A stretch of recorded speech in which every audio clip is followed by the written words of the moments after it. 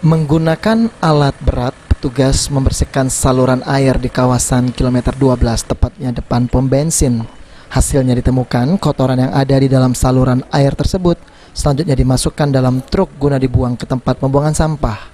Pembersihan saluran ini dilakukan oleh petugas karena kawasan kilometer 12 hingga hari ini masih terjadi banjir sehingga menghambat arus lalu lintas. Edi Ishak selaku pelaksana kegiatan pembersihan mengatakan bahwa saluran air di kawasan kilometer 12 saat ini masih belum sempurna karena banyaknya tumpukan sampah serta kurangnya daerah resapan air di kawasan kilometer 12.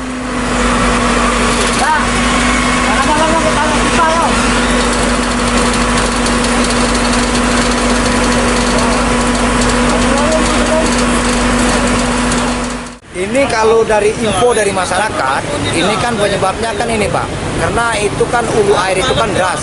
Sudah itu air resapan itu kan sudah tidak ada lagi Pak, tidak ada lagi resapan air itu. Jadi karena itu Pak penyebabnya, airnya kan air ini kan nggak ada resapan, airnya kan larinya kepada ke jalan semua.